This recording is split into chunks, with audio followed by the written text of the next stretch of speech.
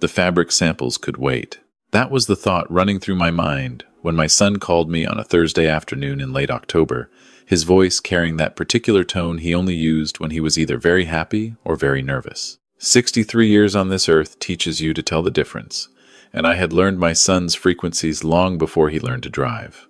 "Dad," he said, "are you sitting down?" I was standing at the window of my home office, looking out over the back property, watching the last of the season's leaves drift off the oak trees my late wife Margaret had planted the year Nathan was born. I pulled the chair out and sat. "I am now. I asked Simone to marry me last night." He paused. She said yes. I remember setting my coffee mug down very carefully on the desk, the way you handle something you don't want to spill. "That's wonderful, son," I said. And I meant it. I wanted to mean it completely. Nathan was 28, an architectural designer working for a firm in Charlotte, doing well, finding his footing. He was good at his job, patient with people, and possessed of a generosity that sometimes made me proud and sometimes made me nervous in equal measure. He had Margaret's eyes and her instinct for trusting people. I had spent 20 years hoping the world would be kind enough to deserve that trust. Simone had come into his life 7 months earlier. He'd met her at a rooftop event hosted by a colleague, someone whose name I never quite caught. She was 25, worked in marketing for a boutique hospitality brand, and she was, without question, a beautiful woman, sharp features, careful smile, the kind of presence that fills a room and makes everyone in it feel slightly watched. Nathan brought her to dinner at my house in Asheville for the first time in September. I had driven down to Charlotte twice before that to meet her, casual lunches where she was charming and animated and asked me very few questions about myself, while somehow steering every conversation back to the house, the property, the family. I noticed, I filed it away. That first dinner in Asheville, she walked through my front door, looked up at the vaulted ceiling, and I watched her eyes make a slow, deliberate circuit of the room, the way an appraiser's eyes move, not like a guest's. She touched the frame of a painting in the hallway, a landscape Margaret had collected 20 years ago, and said, "This must be worth something. Not this is beautiful. Not where did you get this. Just, this must be worth something." Nathan laughed and squeezed her hand. "She's obsessed with art," he told me, as if that explained it. Over dinner, she asked how long I'd owned the house. She asked whether I had other properties. She asked about my retirement. I had sold my construction company 8 years earlier at 63, after building it for 30 years from a 2-man operation into a regional firm with contracts across 4 states. I told her I stayed comfortable. I didn't elaborate. She pressed anyway, gently, pleasantly, with the practiced patience of someone who has learned that directness makes people close up. I answered what I answered. I watched what I watched. After they left that night, I stood in the kitchen for a long time. I thought about Margaret. I thought about what she would have seen in that dinner that I might have missed. She had always been the one who read people the way other people read books, quickly, completely, without ever making the subject aware they were being read. I picked up my phone and called my oldest friend, a man named Gerald who had spent 30 years as a private investigator before retiring to tend to a hobby farm outside of Hendersonville. He owed me more than one favor and had never once asked why I needed something. I gave him Simone's full name, her employer, and the city she'd told us she grew up in. "Give me 2 weeks," he said. I gave him 3. What he brought back was not damning on its face, but it was the shape of something. Simone had grown up in Raleigh, not Savannah the way she'd told Nathan. Her employment history had gaps. She had been briefly engaged once before, to a man 15 years older than her, a divorced software executive in Atlanta. The engagement had ended 8 months in when the man's adult children filed a formal complaint through an attorney. The details of the settlement, if there was one, were sealed. Gerald could not get inside that door. But the door existed. There was also the matter of her apartment. She was paying rent that did not align with what her current salary should have covered, in a building in uptown Charlotte that leaned toward the expensive end. Someone was supplementing. Gerald could not tell who. I thanked him and I paid him and I said nothing to Nathan. I told myself I was being cautious. I told myself I would wait. I would watch. I would give Simone every opportunity to be exactly who Nathan believed she was. And if she was, I would be the first to apologize to myself for the suspicion. What I did not do was enable it. When Nathan called to tell me about the engagement, I asked him when I could meet them for dinner to celebrate. He said they were planning an engagement party at my house, which was the first I'd heard of it sometime in early December. Simone had apparently suggested it. She thought the Asheville property was, and I am quoting my son here, the perfect backdrop. I said that sounded fine. What I did in the weeks between that phone call and the party was quiet and methodical, and not something I told a single person about. I spoke to my attorney, a woman named Patricia, who had handled my business affairs for 20 years. I reviewed the status of my properties and accounts. I updated several documents. Not because I expected anything specific, because I had spent 40 years building things, and building things teaches you that the time to reinforce a structure is before the storm, not during it. I also bought a very small, very discreet digital voice recorder, the kind that looks like a pen. I put it in the breast pocket of whatever jacket I was wearing and left it there. Not recording, just there, ready. The engagement party was a Saturday in early December. 14 guests. Catered, string lights on the back terrace, despite the cold because Simone had specifically requested outdoor lighting. Nathan had coordinated the whole thing with her and told me what I needed to do, which was essentially unlock the house and stay out of the way while her people set up. Her people turned out to be 2 women I'd never met who arrived with boxes of decorations and spent 4 hours rearranging things in my living room. I stood in the kitchen and drank coffee and watched. The guests arrived around 7. Nathan was glowing the way young men glow when they believe they have found the thing that will complete them.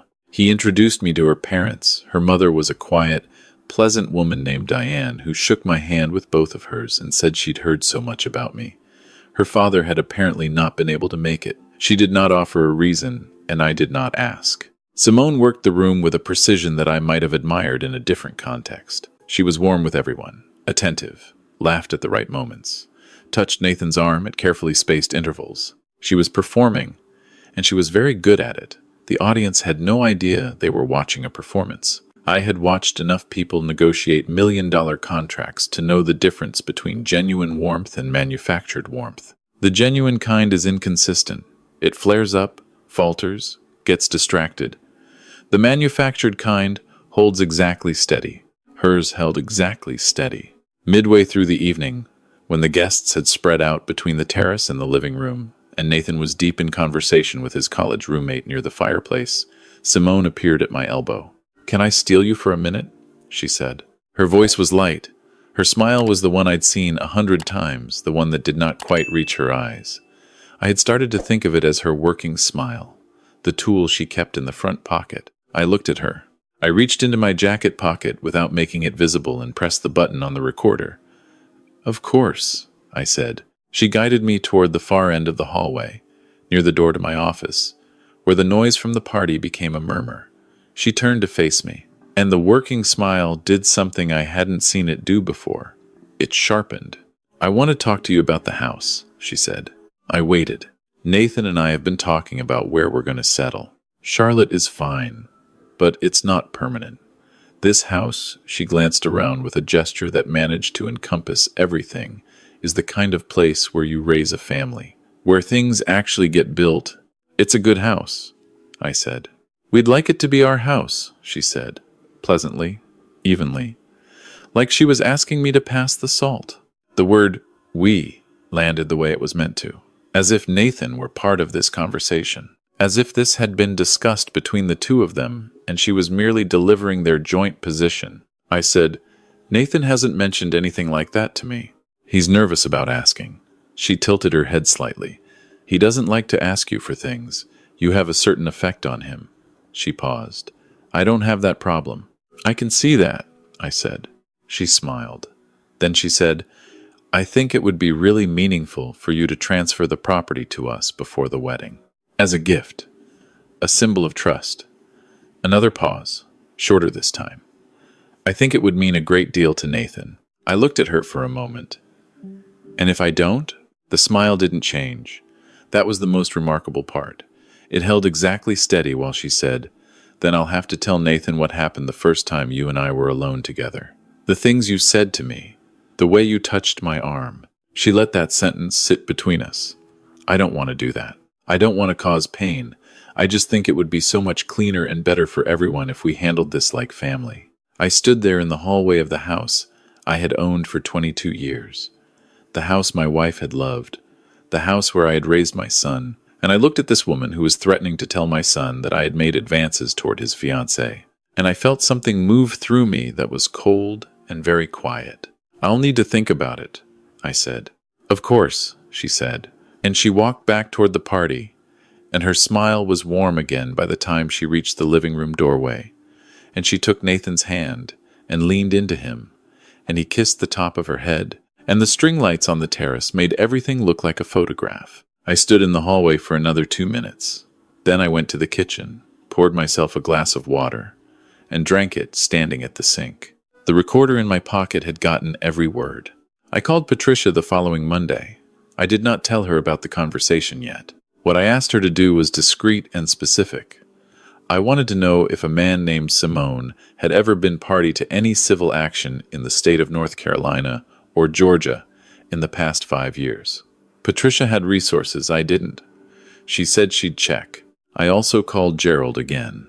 I asked him to go back to the Atlanta engagement. I told him what I was looking for now was not just the shape of the door. I needed to know what was behind it. While I waited, life continued in the way that it does when something terrible is being kept just beneath the surface of ordinary days.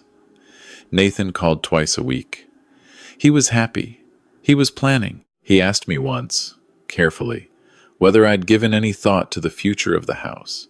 And I understood then that some version of the conversation had made its way from Simone to him, softened, repositioned, made to sound like a natural question about estate planning. I told him I was always thinking about the future of the house. He seemed satisfied with that. I did not tell him. I want to be clear about why. It was not only because I didn't yet have everything I needed.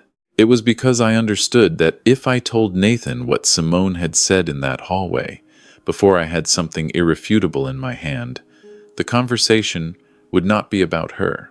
It would be about me. She had constructed it that way deliberately. She had made herself the potential victim in advance, so that any accusation I made against her would read as self-defense. She was smart. I'll give her that. She had chosen her leverage carefully, and she had delivered it without raising her voice. But she had made one mistake. She had made it in a hallway instead of an empty room. She had made it to a man who had spent 4 decades outweighting people in negotiations, and she had made it to a man who had already pressed the record button. 2 weeks before the wedding, they had set a date for March, a venue in Asheville's River Arts District, a converted mill space with exposed beams, and an industrial romantic aesthetic that I suspected Simone had chosen specifically because it photographed beautifully, Gerald called me. The name of the man in Atlanta was Douglas. He was 51, divorced, no children. He had been engaged to Simone for 9 months before the engagement dissolved. Gerald had found a paralegal who had worked adjacently to the case. The story, told in careful pieces over a phone call that lasted 40 minutes, was this. Simone had asked Douglas, over the course of several months, to add her name to various accounts and assets as a gesture of commitment, framing each request as a milestone of their relationship. When Douglas finally agreed to transfer a share of a vacation property to her, it had taken her 6 months of patient incremental pressure to get him there. She immediately began pressuring him to increase the transfer. When he resisted, she threatened to tell his employer that he had been emotionally abusive during the relationship. His employer was a defense contractor with security clearances. The threat carried weight that had nothing to do with whether it was true. Douglas had paid to make her go away. The NDA was tight. But it existed. Patricia, working on my other request, found something that Gerald hadn't caught. Simone's employer, the boutique hospitality brand, had been quietly closed down 11 months earlier. It no longer existed. She was not currently employed. Whatever she had told Nathan about her career, it was not the truth.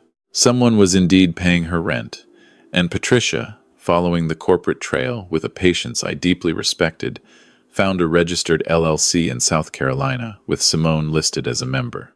The LLC had one disclosed asset, a short-term investment account.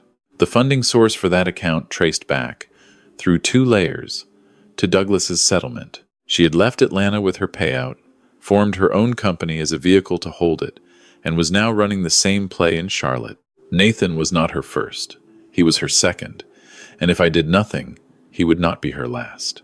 I sat with this information for 3 days.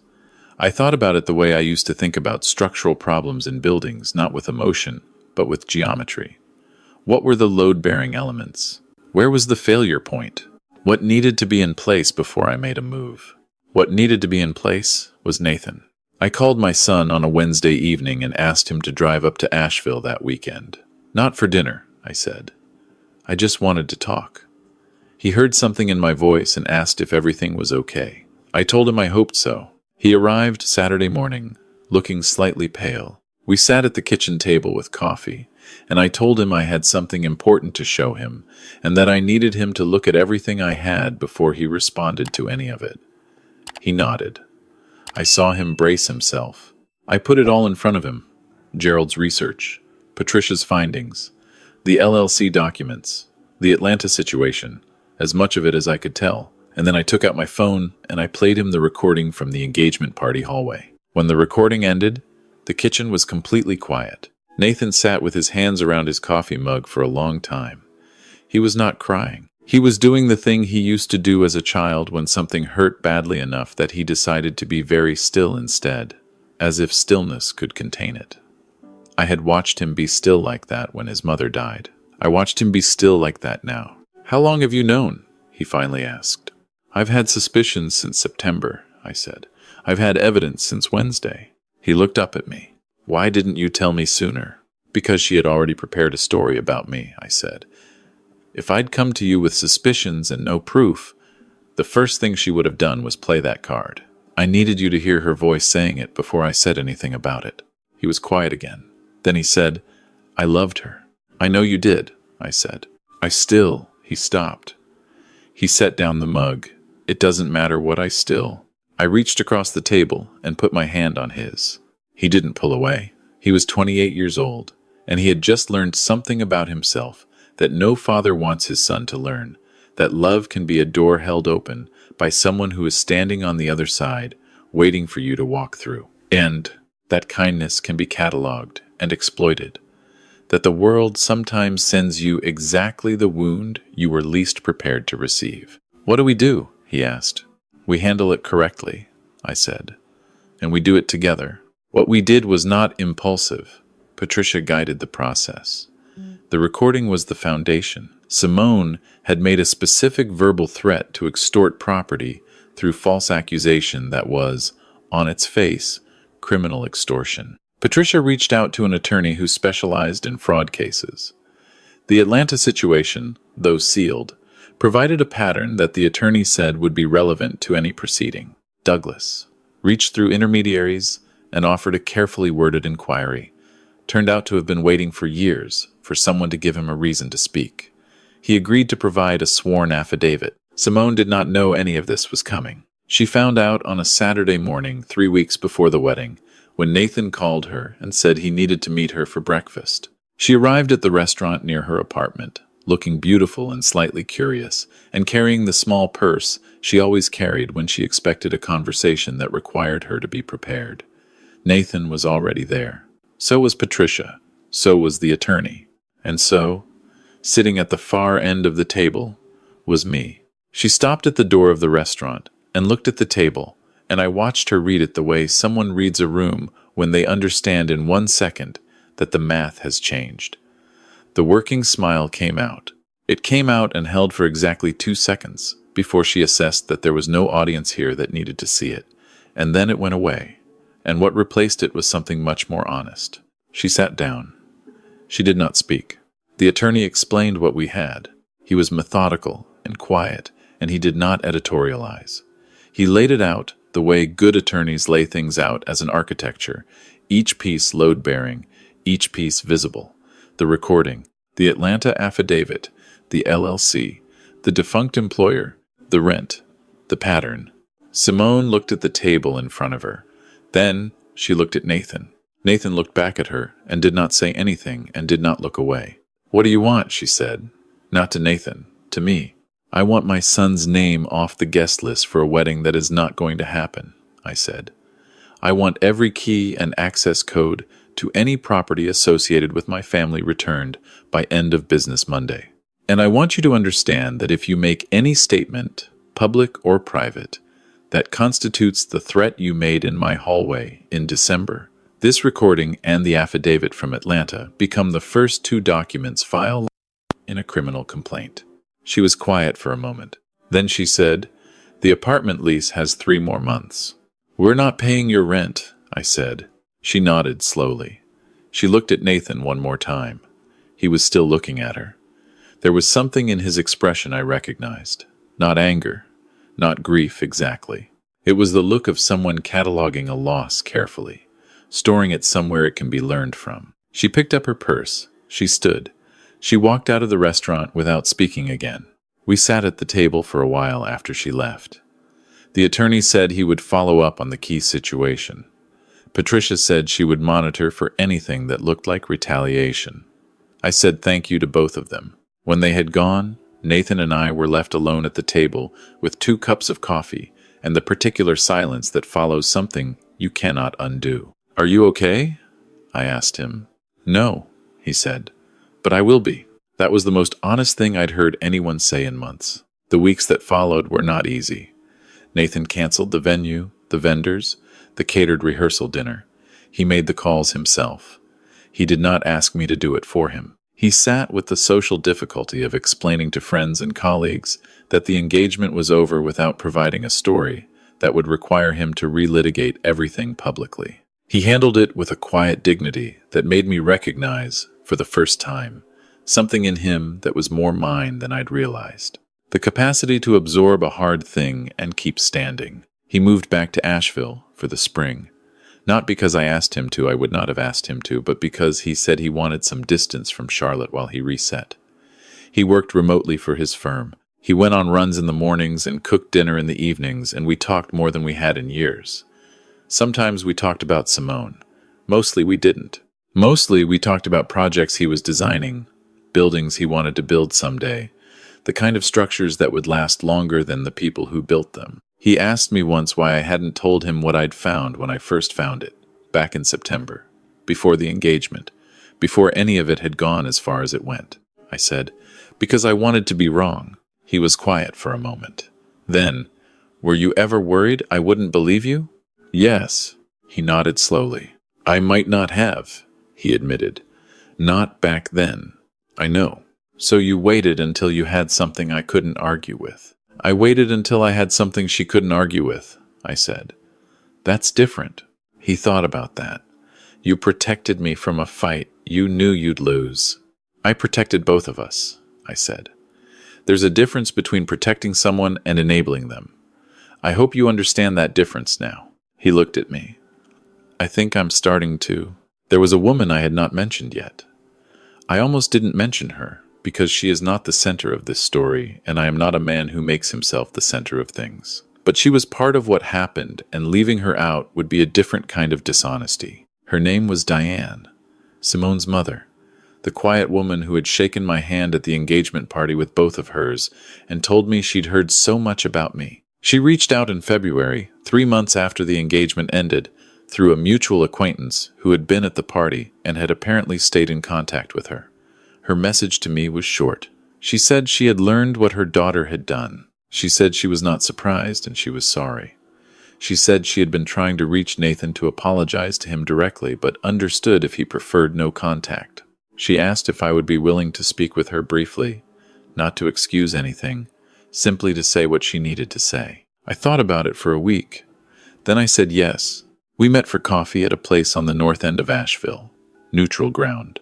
A Tuesday morning in late February when the sky was the pale gray that presides over winter's last weeks before it gives anything up. She was already there when I arrived, sitting with her hands around a mug, looking at the table. When she looked up, she looked tired in the way that people look when they have been carrying something for a long time. She said she had known about the Atlanta situation for years. She said she had tried, more than once, to intervene, to redirect, to help her daughter find a different path, and that each attempt had made her daughter angrier and moved them further apart. She said there was nothing she could offer that would undo what had happened to Nathan, and she was not asking for forgiveness, only for the chance to acknowledge that it had happened, and that she knew it had happened, and that it mattered. I listened to all of it. I believed it. I have been in enough rooms with enough people to distinguish between a performance and an accounting. When she finished, she looked at the table again and said she was sorry for taking up my morning. I said, "You haven't taken up anything." We sat there for a while longer. She asked about Nathan. I told her he was doing well, that he was building something back, that he was going to be fine in the way that people are fine when they come through something hard with their character intact. She smiled at that. Not the working smile I had watched her daughter use. A real one, brief and a little sad, and entirely genuine. I am 63 years old. I am not looking for anything, but I am also not immune to the reality that some of the most meaningful things in a life arrive at the door you least expected to open. I called her the following week to ask if she would like to have coffee again. Just coffee, nothing more than that. She said yes. Nathan found out several months later. In the way that adult children find things out when they are living in the same house as their parent gradually, through small, accumulated evidence, a second coffee mug in the dish rack, a laugh I had on the phone that he hadn't heard from me in a long time. He sat across from me at the kitchen table one evening and gave me a look that was so precisely his mother's look, the patient, let's be honest with each other look, that I had to take a breath before I answered. "Simone's mother?" he said. "Yes." He sat with that for a moment. Then, "That's a little complicated, Dad." "I know.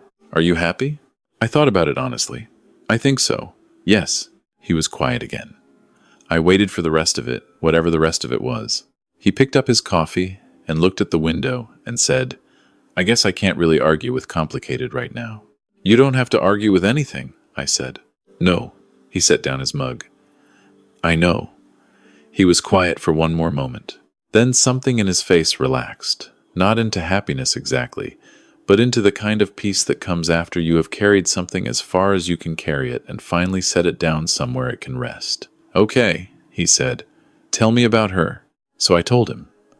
I told him the part where she had apologized without asking for anything, the part where she had looked tired in the way that people look when they have been carrying something for a long time, the part where she had smiled and it was brief and a little sad and entirely genuine. He listened to all of it. He nodded at the end. "She sounds like the kind of person," he said carefully, "who would shake your hand with both of hers." "She does do that," I said. He almost smiled. "Okay," he said again, softer this time. That night I stood at the kitchen window, the way I sometimes stand at the kitchen window, looking out at the yard where the oak trees Margaret planted are still standing, bare now and waiting for spring. I thought about what I had protected, and what I had lost, and what I had found, and what I was still finding. I thought about how the best structures are the ones that can absorb force without breaking, not because they are rigid, but because they know where their load-bearing walls are, and they protect them absolutely, and they don't apologize for it. Nathan came into the kitchen and stood beside me at the window for a minute, without saying anything. Then he said, "What are you thinking about?" "The yard," I said, which was true, which was also not entirely the truth. He looked out at it with me. The oak trees, the last of the winter light. "The big one on the left is leaning," he said. He had an architect's eye for angles that were slightly off. "Has been for a while." "I know," I said. "You should probably have someone look at it." "I probably should." We stood there a little longer, the two of us, and the house was quiet around us the way houses go quiet in the evening when the people in them have finally stopped performing and started simply being. And that quiet felt like something I had built, not in an afternoon, but over decades, with patience and stubbornness and the willingness to wait until I had something irrefutable in my hand before I said a word. My son was standing next to me. He was 28 and intact, and still willing to come home when things got hard. Some things you build, some things you protect. Sometimes, if you're lucky, they turn out to be the same thing.